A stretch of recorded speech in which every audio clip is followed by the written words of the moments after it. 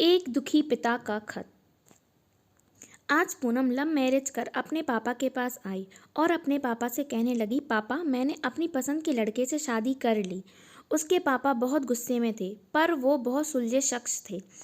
उसने बस अपनी बेटी से इतना कहा, मेरे घर से निकल जाओ। बेटी ने कहा, अभी इनके पास कोई काम नहीं है, हमें रहने दीजिए, हम बाद में चले जाएंगे। पर उसके पापा ने एक नहीं सुनी और उसे घर से बाहर कर दिया। कुछ साल बीत गए। अब पूनम के पापा नहीं रहे और दुर्भाग्यवश जिस लड़के से पूनम ने शादी की वो उसे धोखा देकर भाग गया। पूनम की एक लड़की एक लड़का था। पूनम खुद का एक रेस्टोरेंट चला रही थी जिससे उसका जीवन यापन हो रहा था। पूनम को जब ये खबर हुई उसके पापा नहीं रहे तो उसे मन में सोचा, अच्छा हुआ मुझे घर से निकाल दिया था, दर दर की ठोकरें खाने छोड़ दिया। मेरे पति के छोड़ जाने के बाद भी मुझे घर पर नहीं बुलाया। मैं तो नहीं जाऊंगी उनकी अंतिम यात्रा में। पर उसके ताऊ जी ने कहा, पूनम हो आओ। जाने वाला शख्स तो चला गया, अब उससे दुश्मनी कैसी। पूनम ने पहले हाँ ना किया, फिर सोचा चलो हो आती हूँ, देखूं तो जिन्होंने मुझे ठुकराया वो मरने के बाद कैसे सुकून पाता है। पूनम जब अपने पापा के घर आई तो सब उनकी अंतिम यात्रा की तैयारी कर रहे थे, पर पूनम को उनके मरने का कोई दुख नहीं था। वो तो बस अपने ताऊजी के कहने पर आई थी। अब पूनम के पापा अंतिम यात्रा शुरू हुई। सब रो रहे थे पर पूनम दूर खड़ी हुई थी। जैसे तैसे सब कार्यक्रम निपट गया। आज पूनम के पापा की 13वीं थी। उसके ताऊ जी आए और पूनम के हाथ में एक खत देते हुए कहा, ये तुम्हारे पापा ने तुम्हें दिया है, हो सके तो इसे पढ़ लेना। रात हो चुकी थी, सारे मेहमान जा चुके थे। पूनम ने वो खत निकाला और पढ़ने लगी। उसने सबसे पहले लिखा था, मेरी प्यारी गुड़िया, मुझे मालूम है तुम मुझसे नाराज हो, पर अपने पापा को माफ़ कर देना। मैं जानता हूँ तुम्हें मैंने घर से निकाला था, तुम्हारे पास रहने की जगह नहीं थी, तुम दर दर की ठोकरें खा रही थी, पर मैं भी उदास था, तुम्हें कैसे बताऊँ। याद है तुम्हें जब तुम 5 साल की थी, तब तुम्हारी माँ हमें छोड़ के चली गई थी। तब तुम कितना रोती थी, डरती थी, मेरे बिना सोती नहीं थी, रातों को उठकर रोती थी। तब मैं भी सारी रात तुम्हारे साथ जागता था। तुम जब स्कूल जाने से डरती थी तब मैं भी सारा वक्त तुम्हारे स्कूल के खिड़की पर खड़ा होता था और जैसे ही तुम स्कूल के बाहर आती थी तुम्हें सीने से लगा लेता था।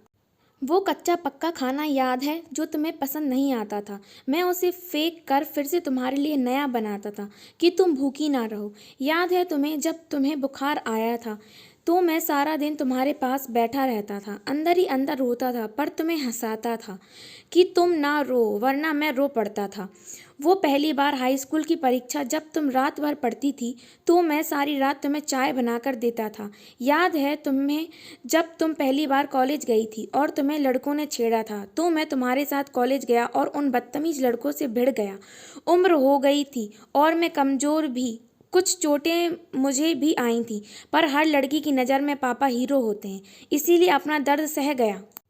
याद है तुम्हें वो तुम्हारी पहली जीन्स, वो छोटे कपड़े, वो गाड़ी, सारी कॉलोनी एक तरफ थी कि ये सब नहीं चलेगा, लड़की छोटे कपड़े नहीं पहनेगी, पर मैं तुम्हारे साथ खड़ा था, किसी को तुम्हारी खुशी में बाधा बनने नहीं दिया। तुम्हारा वो रात को देर से आना, कभी कभी शराब पीना, डिस्को जाना, लड़कों के साथ घूमना, इन सब बातों को कभी मैंने गौर नहीं किया, क्योंकि जिस उम्र में तुम थी उस उम्र में ये सब थोड़ा बहुत होता है। पर एकदम तुम एक लड़के से शादी कर आई, वो भी उस लड़के से जिसके बारे में तुम्हें कुछ भी पता नहीं था। तुम्हारा पापा हूँ, मैंने उस लड़के के बारे में सब पता किया।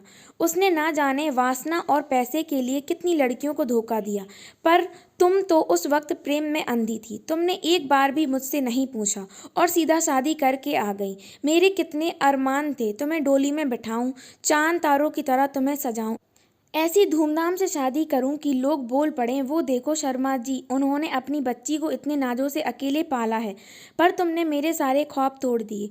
खैर, इन सब बातों का कोई मतलब नहीं है। मैंने तो तुम्हारे लिए खत इसलिए छोड़ा है कि कुछ बांट सकूं। मेरी गुड़िया, अलमारी में तुम्हारी माँ के गहने और मैंने जो तुम्हारी शादी के लिए गहने खरीदे वो सब रखे हैं। 3-4 घर और कुछ ज़मीनें हैं, मैंने सब तुम्हारे और तुम्हारे बच्चों के नाम कर दी हैं। कुछ पैसे बैंक में हैं, तुम बैंक जाकर उन्हें निकाल लेना। और आखिरी में बस इतना ही कहूँगा गुड़िया, काश तुमने मुझे समझा होता।